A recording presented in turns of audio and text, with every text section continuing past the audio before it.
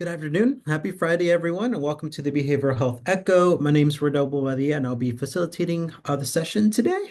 This Echo is brought to you by the Center for Substance Use Training and Telementoring, also known as CSTAT, by the Be Well Texas in collaboration with UT Health San Antonio. A few housekeeping items before we begin. We have live closed captioning available for today's session. If you'd like to view closed captioning for this session, please navigate to the bottom of your Zoom window and select the Show Captions icon. If you're having trouble accessing these captions, please feel free to chat our UT Echo IT Taylor for today. To help us with attendance, please enter your full name, affiliation, and email into the chat. To all Be Well Texas providers, please make sure that you identify yourselves during the session. If you're joining by phone, please email your number and name to bewelltexas@uthscsa.edu, and we will make sure to record your attendance for today. Also, please remember to stay muted unless you are speaking. We encourage everyone to join by video using the chat and raising the hand feature to pose your questions and share your perspectives throughout the session today. If you're having any connection issues whatsoever, please privately chat UT Echo IT Taylor for assistance as well. As a note, this session is being recorded and will be shared on our website. Therefore, to ensure privacy, no personal health information is allowed at any point during the session. This includes the client's name, patient names, addresses, birth dates, or other identifiable information at all. At the end of the session, the ECHO team will send out a post-session survey link. We kindly ask that you complete it as it provides feedback on how to refine these sessions to better address your needs and priorities for the sessions. Finally, ECHO is an all-teach, all-learn environment, so we do encourage you to participate in the conversations and raise your questions. Let us always make an effort to avoid bias and stigmatizing terms so that we can continue having a safe space and respectful for everyone as well. So with that, we'll get started with some introductions. We'll start with our lead specialist for today, Dee-Dee. If you could please introduce yourself. Sure. Thanks, Rodell. I'm Dee-Dee Stout. I'm in Emeryville, California, the home of Pixar Studios. And I have a private practice where I see individuals, couples, and work with a lot of families, all with substance use challenges, we'll say. What else? I'm also a professor at St. Mary's College in Moraga, where I teach a course on motivational interviewing and trauma-informed work in a forensic setting, although it's open to other settings as well. And I do an awful lot of training, mainly in motivational interviewing, but also in harm reduction, psychotherapy, and in trauma-informed work, among a few other things. Awesome. Thanks so much, Dee-Dee, for that Mm. introduction. I'll pass it over to Katie. If you could please introduce yourself. Hi, my name is Katie Donenfeld. I'm a clinical psychologist and associate professor at UT Health San Antonio. I lead the Strong Start Training Initiative, and we're focused on training mental health clinicians and different evidence-based treatments for trauma, suicide, and other related disorders. Thanks. Thanks so much, Katie, for joining us today. Our ECHO coordinator, Jasmine, if you want to introduce yourself. Hello, everyone. My name is Jasmine Tibad, and I'm a NICO coordinator for CSTAT by BeWell. Thank you for joining us today. Awesome. Thanks so much, Jasmine. And as I mentioned earlier, please feel free to enter your name, affiliation, and email into the chat for our record-keeping purposes.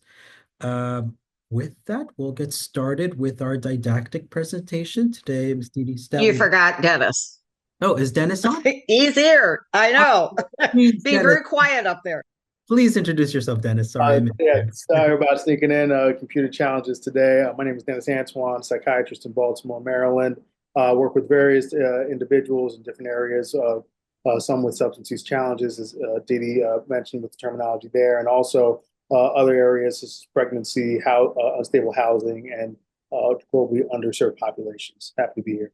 Awesome. Thanks so much, Dennis. Okay, now we could get started with our didactic presentation. Today, Dee-Dee Stout will be presenting on Language Matters, charting part 1, utilizing language and client case notes. Dee-Dee, when your slides are up, please feel free to begin. Thanks. And so we're going to be talking about stigmatizing language. And this is a tricky one. Okay. So I want to say, first of all, I'm not here to criticize people. That's not the point. We're all learning when this comes because language changes as well. So I think it's important that we try to remain as open as humanly possible, not to take things personally, and to be in a climate of curiosity, and be willing to just have the conversation. So I really appreciate being able to talk about this. Next slide, please. I have been reminded that perhaps I should have a disclosure since I am an author and have a couple of books out now, but I will just say that and we can move on. Thank you. The learning objectives are here. Hopefully there'll be some understanding with these three things. So looking at new phrases that we might use, words, looking at what is stigma and bias, and then countertransference, or you'll see it sometimes just with the initial CT in the slides. Thank you. Next slide. So let's define a couple of these things, right? What is bias? And bias is different than stigma. Bias is a personal, and oftentimes it is an unreasoned judgment. I am prejudging something, right? So there's the prejudice. That also means I'm making assumptions about someone. One of the lines that we used to use a lot, and we thought of it as a great joke back in the 80s, how do you know an addict is lying? Their lips are moving. Okay. That was circa 1988, but I still hear it today in 2025. Obviously, that is a bias. I am assuming that all addicts are fill in the blank, and they're all pejorative words that I'm going to use. Now, implicit bias is a little bit different. Implicit bias is one that I'm not aware of, and we all have implicit biases. Let's be very clear. This is not about getting rid of bias, getting rid of prejudice, getting rid of these prejudgments that we all have. It is particularly as clinicians to recognize them in ourselves and being willing to take a look at that. I still get consultations on things when my little gut goes off and I find that perhaps I'm over involved with a client. I care more about their risky behaviors than perhaps they are in the moment. That can be a problem. That's not the place where I need to be clinically to be able to help this person. So I need to go somewhere and talk about that. And it's not always to another clinician. It can even be a friend who's not even in the business. Sometimes that could be the best place to go to help me to work through it and see what's going on for me in that, because it's always about me. Next slide, please. Countertransference. That was part of what I was just talking about. And that is what we bring to our clients and our patients. Everything, all of our experiences, maybe it's the films we've seen and the books we've read, and all of these things come together to form who we are. And we can't help but bring ourselves. That is part of the good things that we can also bring. And we just need to watch out for these bumps in the road that they can be. So it's also this unconscious influence that a therapist's past needs and conflicts have on their understanding about the treatment and the situation. So again, it's about awareness and mindfulness. It's not about this is bad and you have to avoid it, because you can't. Next slide. Stigma. Now, stigma is actual discrimination. So being stigmatized as a former illicit drug user, as a woman who's been married multiple times, any of those could bring stigma against me. All right. And say, oh, well, clearly she can't get into a stable relationship. Maybe it's that I don't believe in marriage. Maybe it's that I'm so unstable emotionally that I can't have long lasting relationships. And believe me, I've heard all of these and worse. As a former illicit drug user, that can also come up. Now, as long as the person is abstinent, it can be seen as, oh, see how resilient and strong you are, and how you've been able to turn your life around. That bothers me too. I don't want to be a hero of any story. I just happen to be able to put it down. And I appreciate that not everybody can or needs to. It could be a mark of disgrace, right? We used to call it the scarlet letter from the book, The Scarlet Letter, when the lady was forced to wear a giant A on her chest for being an adulteress. And there still is a lot of that stigma today. So in our world in substance use, we look at stigma a lot around it, keeping people out of treatment of any kind.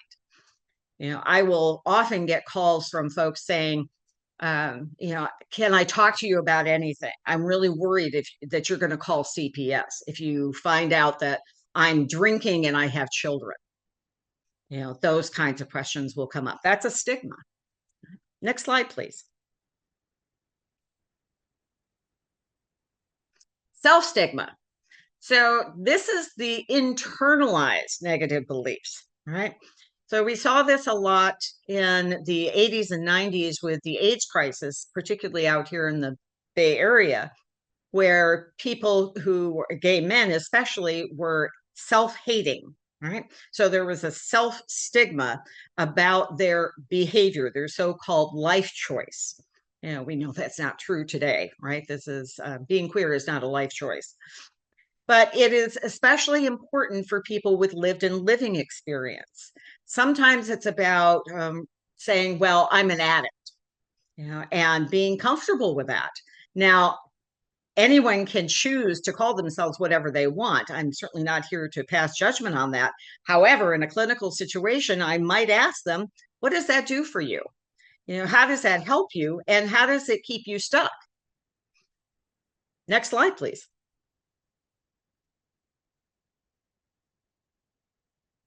So discriminatory language is essentially the same thing as stigmatizing language, and we have a lot of it in our field. The biggest problem is because it contributes to these negative outcomes, to social isolation, reduced self-esteem, less likelihood of seeking help of any kind, whether it's medical, psychological, or other. This is where we see a lot of problems with overdose, for instance. The stigma of I'm nothing but a dirty junkie, so I use in isolation, that often will lead people to overdosing and dying because they're using alone. Next slide, please. Why does it matter in substance use treatment? Well, here we go. Sometimes we're going to have thoughts like this patient or client is dangerous just because they're a drug user. My darling sister-in-law came with some friends of hers that were all teachers to San Francisco many years ago, and they were all worried about the heroin addicts jumping them for their purses. And I had to explain that heroin users do not jump anybody because that's the wrong drug. That drug is going to put you to sleep over here on the sidewalk. But they were fully convinced that this person was going to be dangerous, and they couldn't walk around them and held their purses like this as they were walking around. Incapable of managing treatment. There's a lot of belief that we experts are the only people that should be involved in treatment. What patients or clients want, they can't think clearly. So we need to just leave them on the side and we'll take care of that, which is a very patronizing point of view as well. It also can lead to patients not being engaged in treatment and then refusing to take our experts' advice or our thoughts about things, right? Sometimes it can lead to people feeling that drug users are at fault for their own conditions. There was an absolutely disgusting post on social media recently by a parent of a daughter, a friend of mine who started Never Use Alone, Mike Brown, had made a statement that gratefully a lot of people were alive now because of his Never Use Alone program, and he was very proud of that. And this mother wrote that she was really sorry for all those parents. She was glad her daughter died and overdosed because that's what she deserved. And I thought, what a horrible thing to say, and how much pain that parent must be in to even say something like that. I can't even imagine. The belief that all drug use is problematic. Being my age, I grew up in the drugs are all bad, and it is pervasive. I like to tell my students that we have done an amazing job since 1972 and Richard Nixon and the war on drugs to let everybody know that all drugs are horrible. except the drugs we use ourselves, of course. And unfortunately, that's been the wrong information. So now what do we do about that?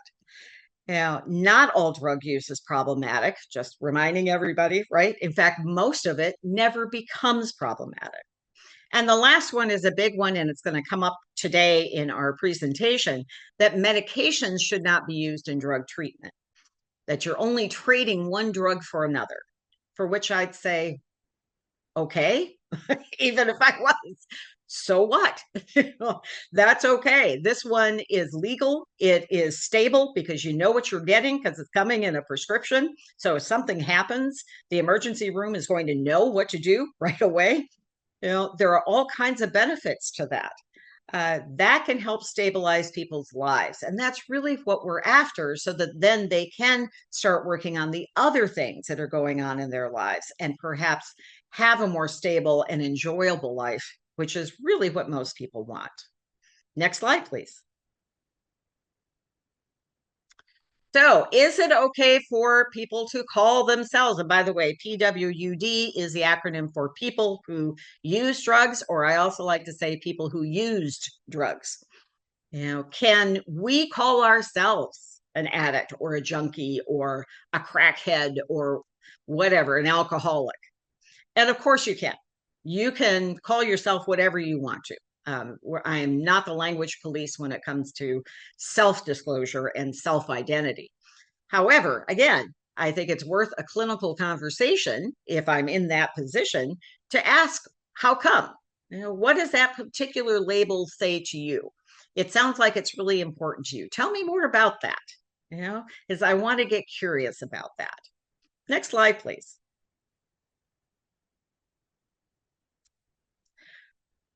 For me, it always comes down to this. This is the bottom line. We, in whatever role we're playing, from peer to psychiatrist and everybody in between, we have to learn to manage our own anxiety if we're going to work with people or love people who engage in risky behaviors of any kind. And substance use is always risky. Let me be clear on that. There's not a substance, even legal ones, for which there's no risk. There's also risk in driving a car. There's also risk in riding a bicycle. There's also risk in certain foods. There's also risk, right? There are risk upon risk in our lives. And I wish we could somehow just have that conversation. Here are a bunch of risky behaviors that one can engage in, and tell me, where do you land on these different kinds of risk, and talk about that. Next slide, please. So we're really talking about changing our mindset. And in an organization, we'd be talking about changing the culture. I talk about this a lot when I do motivational interviewing trainings, because it really is about changing culture and understanding that we need to leave ourselves as much as possible outside the door. And that even means if you're in a peer environment. I can bring my story in periodically, and I can do that clinically if it's appropriate. But I really need to leave my experience outside, because what I have used to make behavior change successfully may be the absolute wrong thing for someone else. In fact, it might be downright dangerous or just impossible for someone else to do. So I need to be very careful that I don't get stuck in that thinking. I want to remember that this substance use disorder thing that we talk about is a biopsychosocial and possibly spiritual condition. It has lots of facets, just like human beings. We are three-dimensional humans. We're not some flat one-dimensional screen person. People who struggle with their relationship to substances nearly always feel guilt, shame. Dirty is often a word used, less than, worse. I'm a loser. I mean, I've heard people describe themselves in absolutely the worst ways. And some of it has come out of my own mouth back when. So our job is absolutely not to add to that stigma. And I don't believe most of us do that on purpose. Again, we're using language that we've been used to, that we've been taught. And today we're just saying, let's take another look at that, and let's challenge some of these and see if maybe there's a better way that we can describe things. So it's not about right and wrong. right? But I really want to make sure that my clients hear that they are worth the effort, because for years I didn't think I was worth the effort. And so I didn't try, because what was the point? We don't want to get people to that place. Next slide, please. So let's take a look at some of the phrases that happen and some alternatives to those phrases. So instead of even substance or drug abuser, right? Because remember, unless you're beating the crap out of your drugs when you take them, you're not a drug abuser.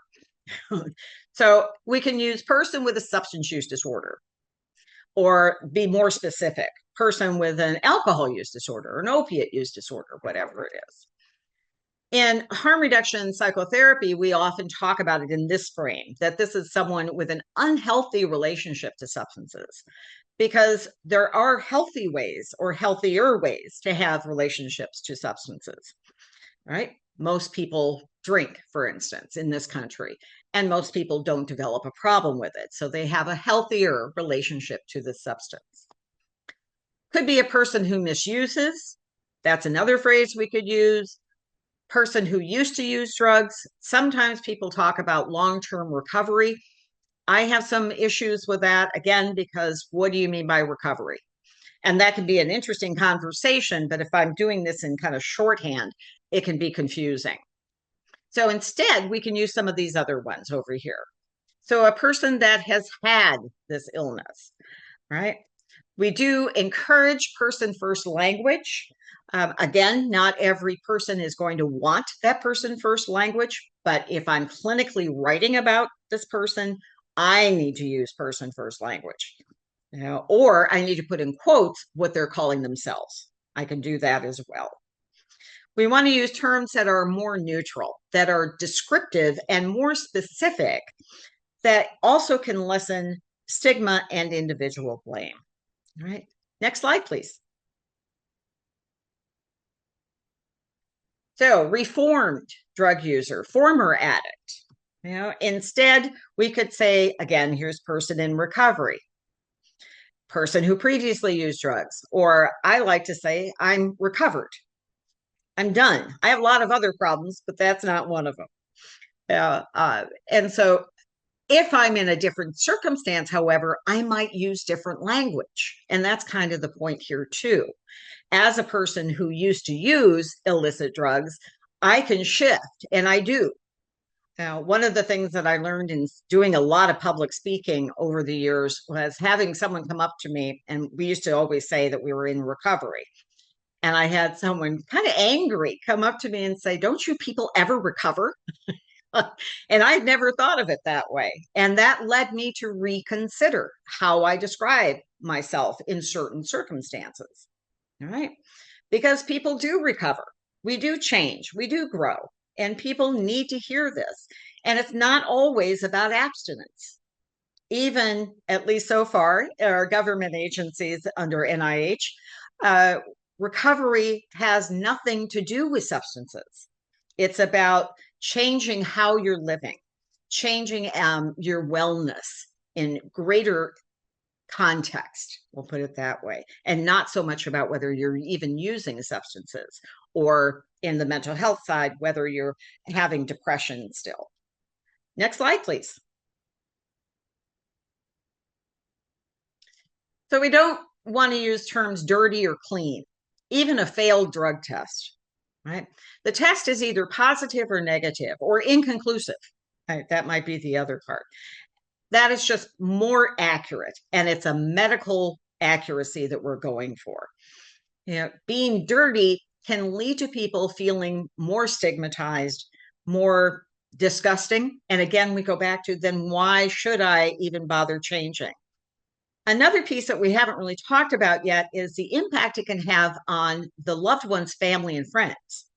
They are very rarely excited to talk about the fact that their loved one is using illicit substances, particularly in a problematic way, right? That they have this problematic relationship to something.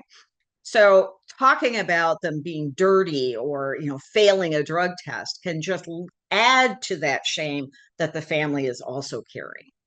Next slide, please. So this I found interesting, and this was not me coming up with this. This is actually from NIH. They have a big page, and I give you the citation at the end of all of this. And they're big on substance use disorder is not a habit. Okay, that instead we should be saying substance use disorder and drug addiction. And addiction is a word that has a lot of controversy right now. Now, their reasoning is because the habit implies, here you go, that the person is choosing to use substances. Well, people are choosing to use substances. No one is holding them down and shoving it into their veins or their mouth or up their nose or whatever it is. So, this is where it gets tricky, right? How do I acknowledge that people may not choose, but they certainly decide to use a drug, that is preferable to however they're feeling or their circumstances in life, right? And yet, I don't want to blame the person.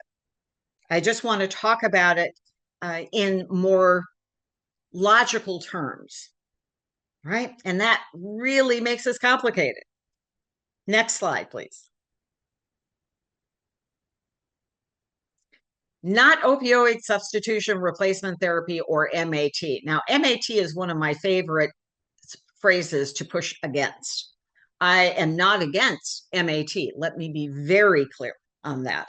I absolutely believe in medications. It is the gold standard. It's what keeps people alive. It helps them to turn their lives around. It's great. Okay. However, why do we need to have a special phrase?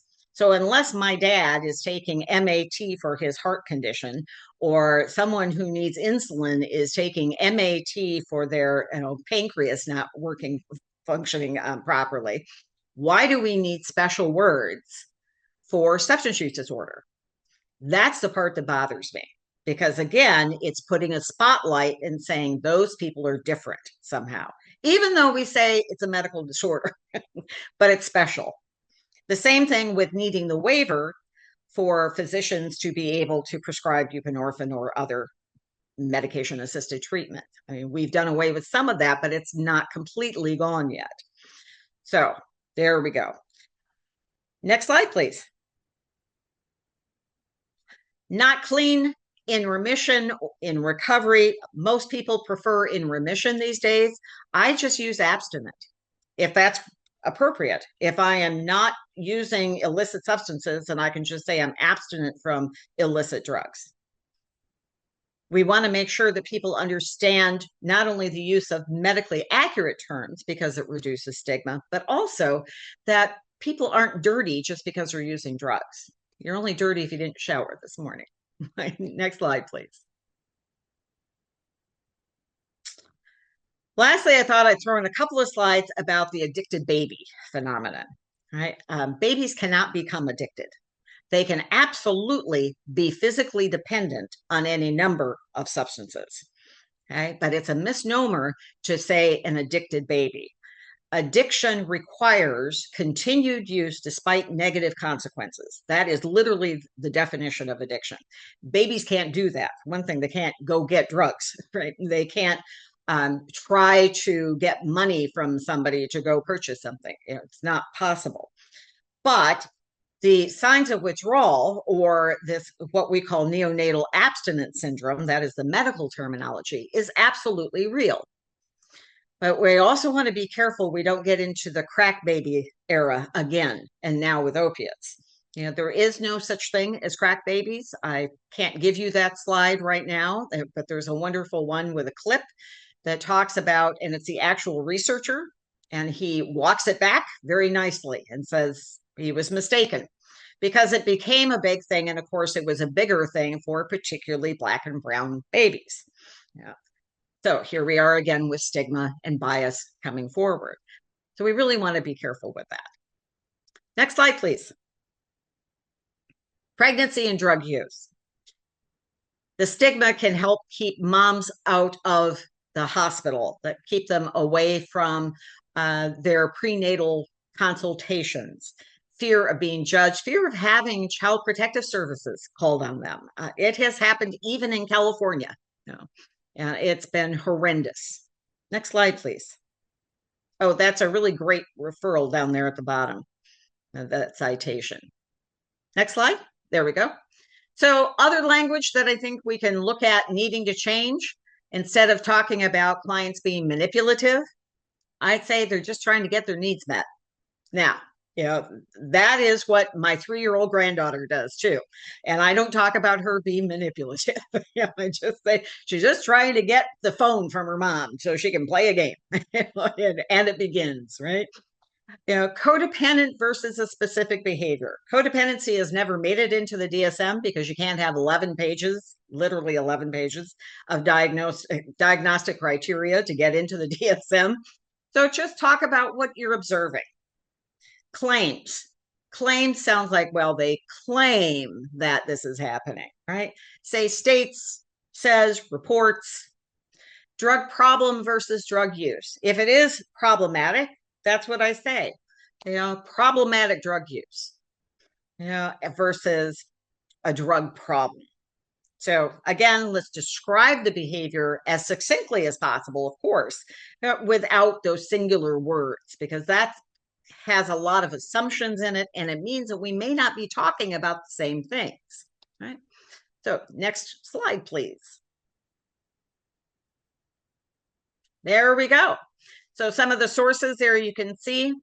Robert Ashford has done a lot of research and a lot of writing on stigmatizing language and challenging our language in substance use disorder treatment. His articles, a lot of them can be found there, and the others are all there for you. Thank you so much. Thank you That so was much. a lot. No, it was great. Thank you so much, Dee-Dee, for this great presentation. Thank you so much for highlighting why language matters and why we need to be mindful as well in the language we use and we chart. So with that, I'd like to open it up to our learning network. Does anyone have any questions or comments for Dee-Dee? Yes, Lindsay. Yeah, so I definitely resonate with a lot of that, what was said. I always tell people that I'm a person in long-term recovery who uses drugs. The only difference between me and somebody who's on the street is that I get my drugs legally and from, I know Yep. what's in them, so I'm not dying on the street, I right? get mine from Walgreens. Yep. Yeah, exactly. Which also means I don't have to pay as much for it because I have Yep. insurance. So I have a safe, clean, legal supply. And that's the only difference Yeah. between me and somebody who uses a drug on the street. Great. And that is important. And it's important to relate to people when you're talking to them and realize things like that, right? Because, that's just it's always helpful. The other part of it is that, as far as this, like, I had the experience with CPS and like my Me first too. child, I didn't realize I was pregnant, stopped using drugs, told my doctor, he drug tested me weekly the entire pregnancy, never failed. They still took my kid away after I gave birth. And then for my second child, I didn't even go to the hospital. Like I didn't go to any doctor's appointments. I didn't want anything to do with them because even though I wasn't using, they still took away my first kid. So like I just didn't get any medical, like anything medical, right? Because I was too scared. Yeah. I'm sorry to hear that. And I too had my moment with CPS after my son was born. And it's frightening. And I remember being very angry about it. It felt very patronizing again, that I wasn't capable. I was a single mom, so I already felt a lot of pressure. It was like, this is not helpful. Yeah. And I do appreciate the idea of getting legal drugs. I am an opiate user, and I talk about that quite openly. I've done that here before for pain medication, and gratefully, still get it. Knock wood. And so my drugs, my opiate comes from Walgreens. Yep, and barely cost me anything. Thank you very much. Thank you so much.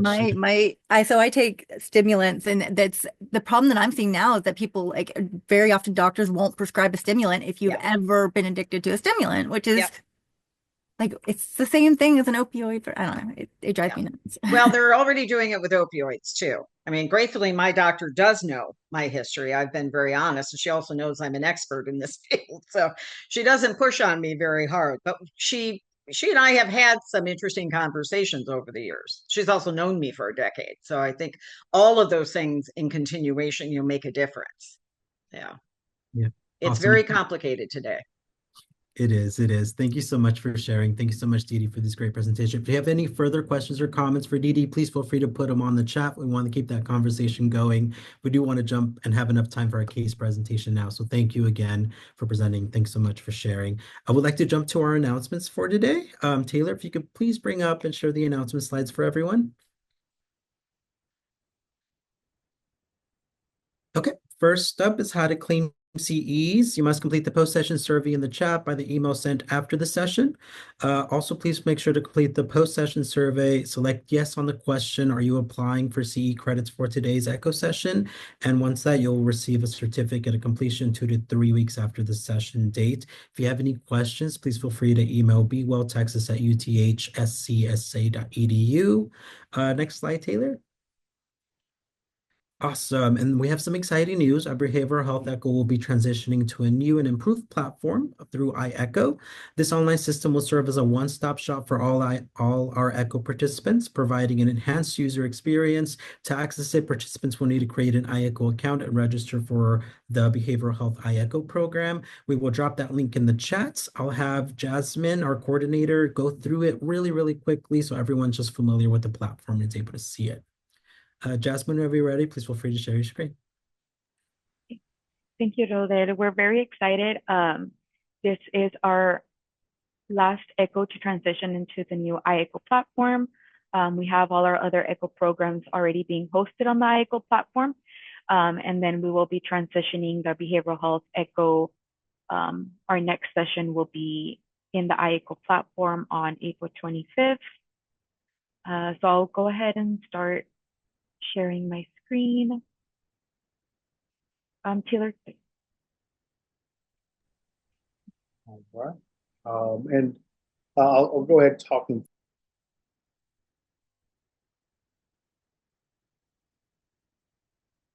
Oh, sorry, Dr. Anton. We're just going to review the iECHO platform and then we'll move into the case. Okay. Can you see my screen? Okay, perfect. So once you create an iECHO account, this is how your homepage will look like. On the left-hand side, you'll have some information from the iECHO Institute, ECHO stories, or ECHO updates. In the middle of the section of your page, you'll have explore programs and organizations. You can search for programs with program names, or you can search searching for organizations. And then once you've registered for our iECHO program, the Behavioral Health ECHO program, it will be coming out under the upcoming sessions. Your programs that you've registered for will be here. So if you've already registered for our public safety program or TextRx, they will be popping up in this section. And then here you'll see our Behavioral Health ECHO. It's already live. You can search for it, searching on the Explore our Behavioral Health ECHO. And then on the right-hand side, you'll have information about your profile completion, any new announcements, your journeys, how many programs you're enrolled in, sessions that you have attended will be on this side of your homepage. So then once you've registered for our behavioral health program and added it, it will show up in your programs. And then very important, you'll see an orange notification that says to participate in this program, we need some additional information from you, and you'll have the continue button. Please, that will be the registration form to register for our program so we can obtain information about our participants. And then to view our program for the Behavioral Health ECHO, you can click on the name and it will take you to program details. And here you can view the description, who this ECHO is for, program information. And then to access the session, you will click view details on the right-hand corner. And our schedule will pop up here in the session. And as you can see, our next session will be Friday, 25th, April. And our schedule would be lined up here. And then the next tab will be the content app tab. This is where we will be uploading our didactic presentations. So after each session, we'll upload the didactic presentations into the IECO platform. In case you couldn't attend the session, you can review past session content in this section. And then we also have the discussion tab where we can share announcements or start any conversations with our ECHO team. And this will be, this is the brief iEcho, how your iEcho homepage will look like, and our behavioral health ECHO program. I believe we dropped in the chat the link so you can register for our behavioral health ECHO program. And we'll send more information in our post-session email with the link and also calendar hold for this program. Thank you. Thank you so much, Jasmine, for that. And as she mentioned, we'll make sure to send out detailed instructions on how to do this in our post-session communication as well in the document that clearly outlines instructions. So thank you so much, Jasmine, for going through it with us. At this moment, we'll jump to our case presentation for today. We're going to have Dr. Antone present the case today. Please briefly walk us through your case. Thank you.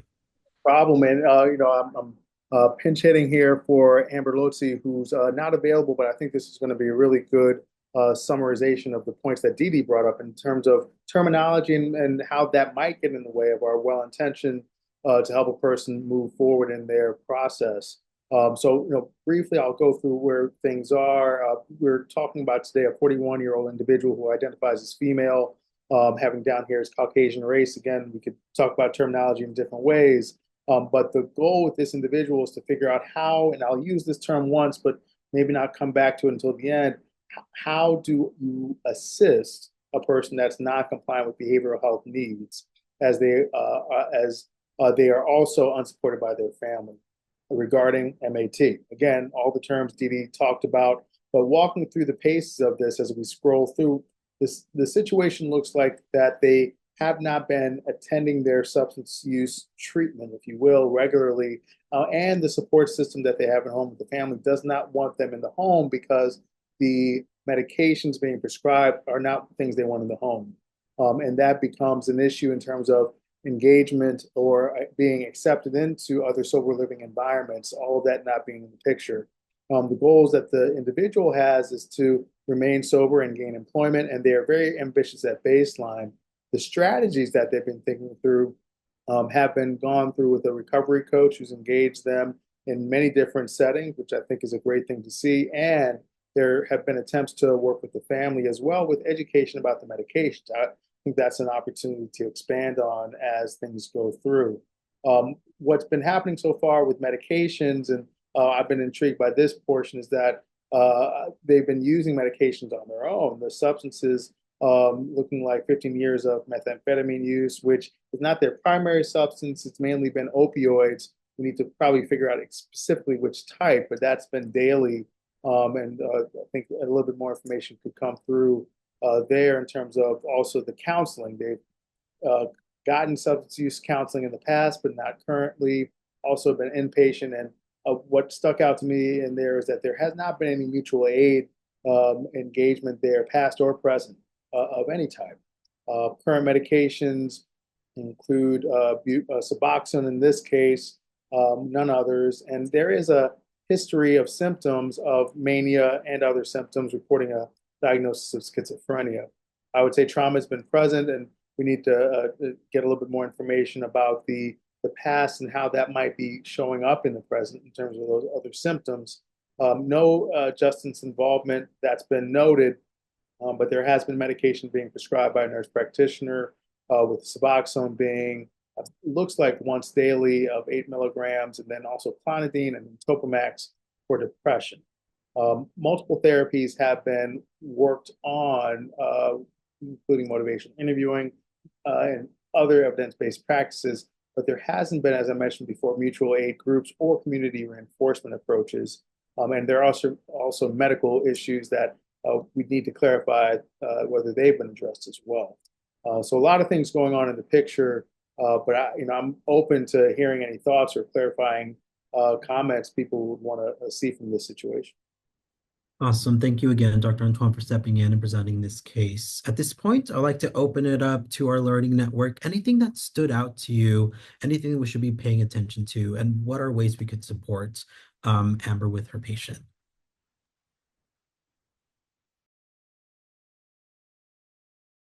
Yes, Lindsay?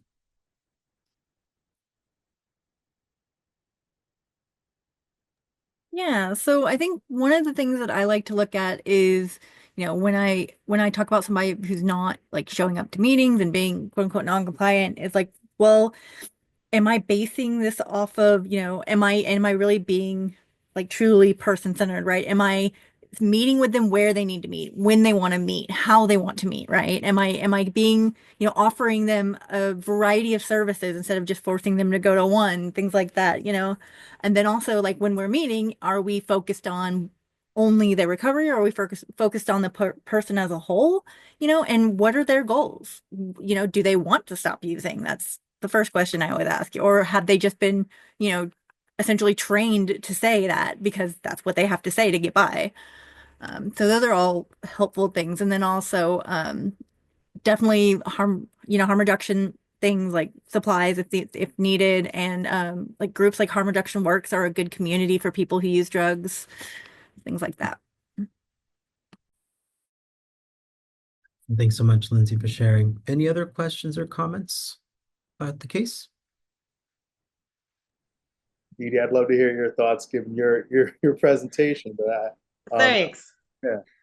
Yeah, Katie and I got a chance to chat about this, beforehand, and said I was looking through it through the lens of what I was presenting today, and thought, this was a great opportunity to take a look. And again, not trying to be critical of anybody, just saying, let's look at some of these things. And is there a better choice of words that we can make that are more accurate and less stigmatizing? And one of them is, of course, the non-compliant. Lindsay did a great job of just, talking about that. And again, we all have used this, I think. If you've been in the field long enough, you've used that phrase at some point. And saying usually what non-compliance means is my patient won't do what I want them to. So they're non-compliant. They're totally compliant with what they want to do. So, right. So it's about what I'm asking them to do. So I love this idea, Lindsay, of how am I asking them to do this? Have I engaged them in this process? Am I very clear that these are the things I'd like them to do? And then have a conversation about that. Why do I want them to do it a certain thing? And how do I want them to do it? And what are the kinds of supports? In this case, it's very complicated, it sounds like, because if the people that you need to live with, it sounds like her mother is where she needs to reside, will not support your use of medication, what is she supposed to do? And of course, that may be the other reason that she's not engaged in mutual aid support. She may not know of Harm Reduction Works or other groups. There's actually a 12-step group for folks around medications who are taking medications. So, and a reminder that AA is different than NA. AA does allow medications as long as it's prescribed by a doctor.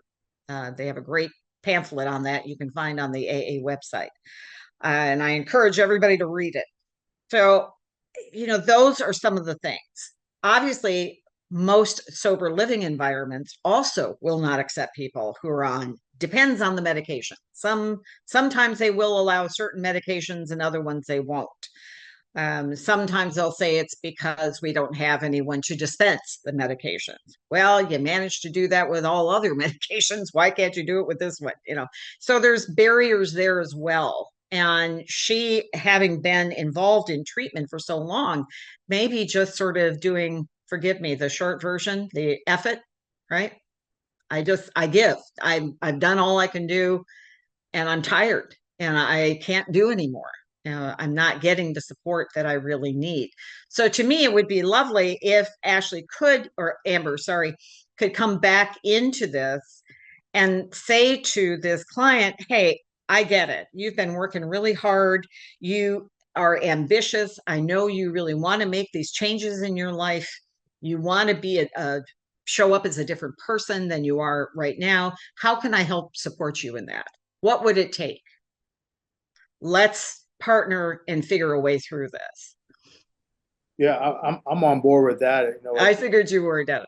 Yeah, I actually work at the Center for Addiction and Pregnancy as well. So hearing the stories from earlier made me think, it can be a tough road. And to ask so many things, throw in appointments for a newborn, it can be very hard just to accomplish everything. So the word compliance sometimes can be challenging for me to hear. And I see questions in the chat that I wish we'd be able to expand upon about recovery coach and things of that nature. But I think what we're holding to the forefront is, how do we keep things moving forward for the person who's having a lot of challenges thrown their way? As a psychiatrist, I look at the medications on this list to say, hey, should there be a second look at what's going on? Topamax for depression. Is there enough Suboxone being prescribed?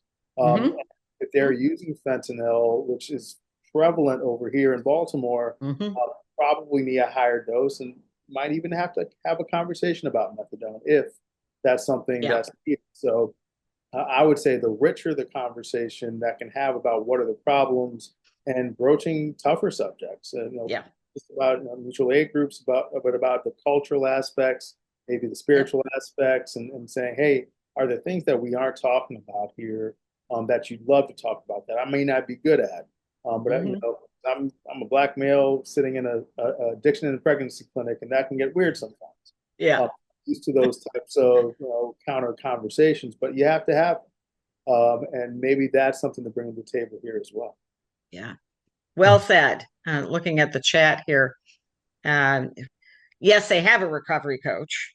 That was in there. Not clear on how often they're engaged with that person, but the family not understanding what medication assisted treatment is or what it can be and how helpful it can be is obviously part of this as well. And there's only so much you can do. Having been a family therapist for a good portion of my career, I particularly in treatment, in rehab, I would get many of the therapists coming to me and saying, well, you need to teach those families, blah, blah, blah. And I'd say, and what is my hook? There is no mandate for family to come to treatment. Right? So I have to do whatever I can to try to engage them, and getting judgmental about what they're doing or not doing is not going to be helpful. So, lighten up on me and on them, and you need to work on your person over here and understand we're all doing the best we can here. And we need to have richer conversations, these difficult clinical conversations, and not be afraid to ask the questions that we need to ask. You can always preface them with, I hope this doesn't come across as judgmental, or I'm really trying not to do that. I'm really curious how blah, blah, blah. That's where I think the skills of motivational interviewing, and of course, I have my own bias for that, of course, but it can really be helpful to lend itself to having those kinds of conversations. And then I need to watch my own equipoise, right? Am I staying neutral, in other words? Or am I trying to pull this person over here to perhaps take a medication that they're not comfortable with taking? And if they're not, then I need to find something else for them. There have to be some other options. May not be the best option, but there have to be some other options. And all I can do is share that with my client and say, at the end of the day, this is your life. So where do we go from here? Of course. Thanks so much, Dee-Dee. I always think about like using your oars in motivational That's interview. right. That's right. I do this because we paddle with our oars. But yeah, Yep. any other questions or comments about this case we would want to bring up?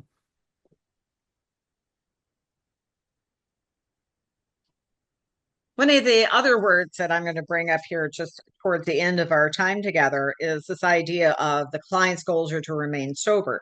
And I'd say, well, I think what you really mean is you want the client to stay abstinent. I don't know about sober.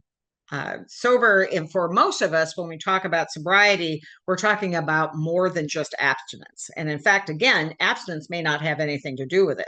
It may mean that I have a healthier relationship to the substance that I was using, or another substance, say cannabis, that I'm using to help cope with something else. And that's perfectly acceptable. But again, that's why we need to have these conversations, and why I think we can use better language to speak to when we really do mean abstinent, to say abstinence, or not using illicit drugs, or however you want to describe that.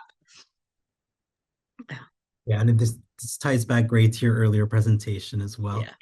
Thank you so much. Thanks. Any other questions or comments or things we should definitely think about for this case?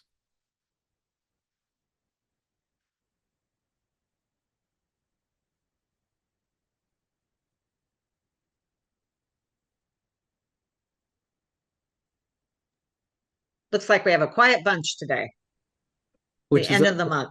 it is, yeah. I was actually going to ask, Katie, you brought up a great point to our pre-huddle session about the schizophrenia diagnosis. And I'm wondering if you could highlight why that came up for you. Yeah, and we all work in medical records where people accumulate a lot of labels. And so I was surprised to see that, like on page 3, because if somebody was uh, diagnosed with schizophrenia, we're not seeing any medication that would be related to that. And it just made me wonder if why it was on page 3 is that was something in their chart, but it's not necessarily something that is a clinical presenting problem in this case. And given her history, it's possible that that's not even a relevant diagnosis, that she may have presented um, when she was using meth in a way that this sort of got labeled, and that's not accurate. So, as my primary work is in the area of PTSD, I always joke, I don't really care what's in their medical record, whether they're diagnosed or not diagnosed. We need to do an assessment of where are their clinical symptoms now. And so my hunch is that that's an artifact. And I'm sure you all have seen that in records. Another thing that I think a lot about is like if we have the ability to, clarify in the record or remove a diagnosis, not active, that could be a really nice way that we're advocating for our client. Because if this person shows up in a different setting, someone may lock on to that and really think that's irrelevant to their medical care. Yeah. Well, then it goes back to what I was talking about earlier, too, about, oh, that's a dangerous patient. Yeah. I haven't even met them yet. I see that and it jumps out at me and think, yeah. Yeah. Yeah, which I think could become stigmatizing and then prevent them from getting the care they need. Yeah, completely agree. I think a similar case last year, was related to a diagnosis of borderline personality disorder. And we all kind of can check our gut reaction to how we think and feel about a client in that way. Yeah. Lindsay?